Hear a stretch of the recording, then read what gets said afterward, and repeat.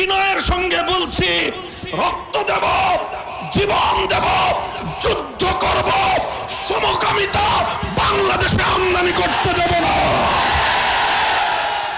ভারত কয়েকদিন পর পর আমাদের প্রিয় নবীর ইজ্জত নিয়ে ছিনিমিনি খেলে। নুপুর শর্মার ঘটনার রেশ কাটতে না কাটতে রামজি মহারাজ, নীতিশ নারায়ণ রানে তারা আবার আমার নবীকে কটাক্ষ করেছে।